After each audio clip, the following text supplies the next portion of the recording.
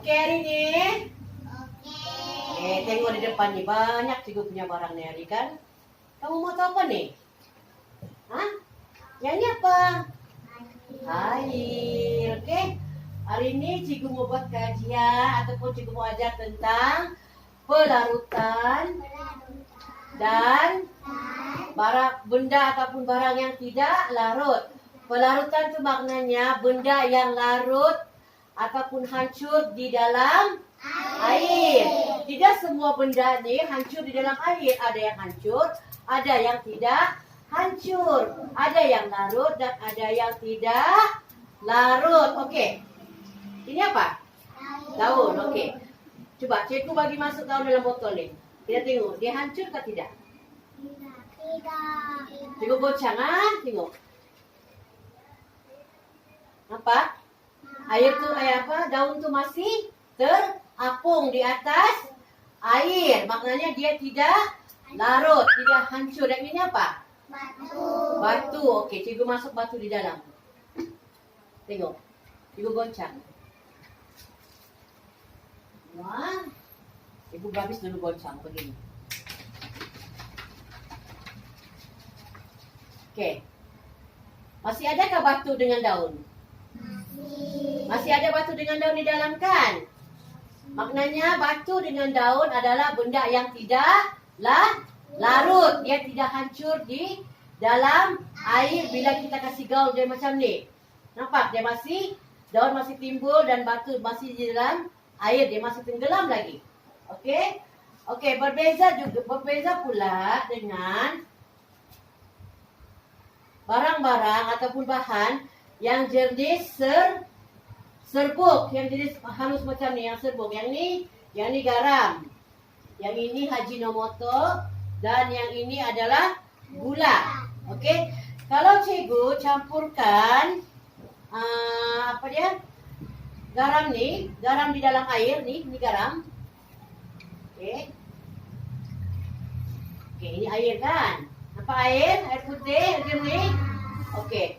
Cikgu campurkan sedikit garam. Okey, ini garam. Okey, cikgu masuk. 2 sudu. Okey. Okey. Kemudian ambil sudu, cikgu gaul. Nampak cikgu gaul? Kita tengok. Dia hancur ke tidak? Dia larut ke tidak di dalam air? Tengok. Hilang sudah kan?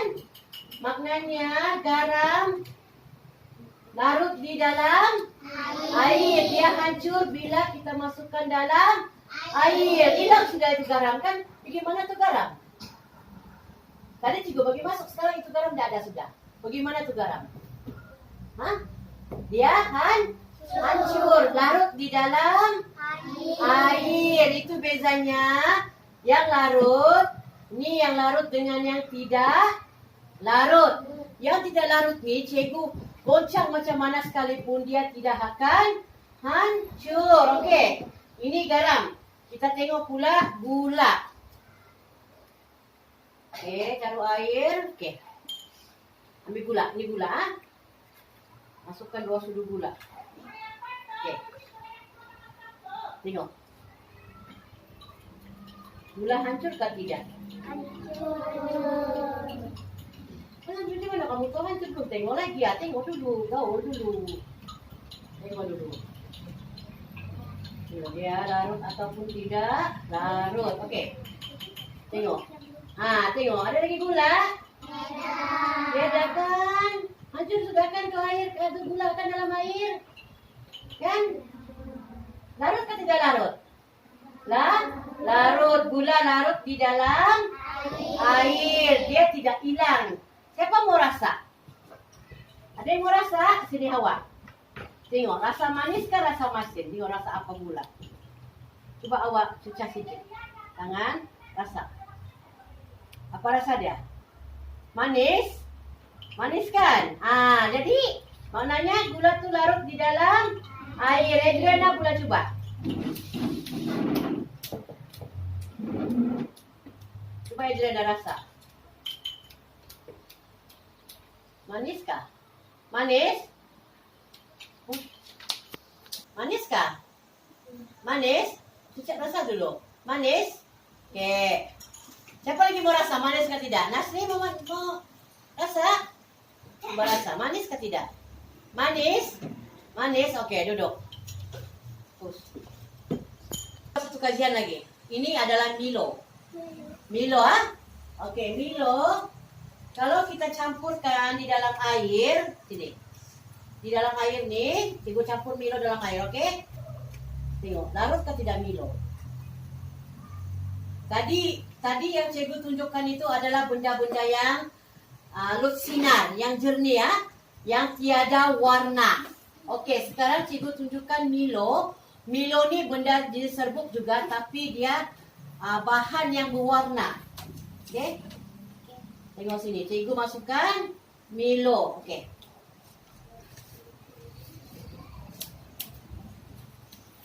Oke, Cikgu goncang tu Milo. Milo, oke. Tengok, larut kah tidak itu Milo? Larut kah tidak Milo? Larut. Milo pun sebenarnya dia larut di dalam air. Dia sebati di dalam air. Tetapi kadang-kala bila kita gunakan jenis yang serbuk, Milo ataupun susu tepung macam ni, dia boleh mengakibatkan air itu tidak jernih. Dia jadi kabut. Sebab dia jenis yang bahan berwarna. Milo kan dia ada warna coklat. Bila kita masuk, air akan jadi coklat. Sebab dia ada pewarna. Dia bukan lut sinar. Tetapi kalau kita masukkan gula dalam air, dia putih jernih, dia akan hilang. Dia sebab dia berbentuk lut sinar. Faham? Jadi apa yang larut di dalam air? Benda-benda yang lut sinar macam ni, dan juga benda yang serbuk. Tetapi dia akan menghasilkan warna. Kalau kita masukkan warna putih, air akan berubah jadi putih. Kalau kita masukkan Milo, air itu akan berubah jadi coklat. Boleh faham kan ni? Boleh. Okey, jadi tahu sudah? Ini yang bukan lut sinar, bahan bukan lut sinar. Ini pula bahan yang tidak hancur. Contohnya daun dengan batu. Dan yang di dalam cawan ni adalah barang yang air yang kita isikan dengan serbuk lut sinar. Jadi yang mana larut? Yang mana larut? Hanya dua ni saja yang larut kan? Yang serbuk dengan yang bahan lut sinar. Batu dengan daun dia tidak larut. Okey? Itu. Kita akan buat di dalam kumpulan. Okey, cikgu mau dalam kumpulan ni, kamu ambil serbuk yang cikgu sudah bagi dengan yang air cikgu letak dalam kontena ni. Kamu ambil satu suduk, kemudian masukkan di dalam air. Okey, boleh buat sekarang. Ambil ni serbuk, masukkan di dalam air. Masukkan di dalam air. Okey, gaul. Kemudian gaul. Kita tengok. Dia larut ke tidak larut. Okey, kawan sebelah tengok kawan sebelah buat. Fifi boleh tengok dengan Dayang Suhada. Okey, tengok. Laju kamu gaul sahaja. Okey. Kemudian rasa.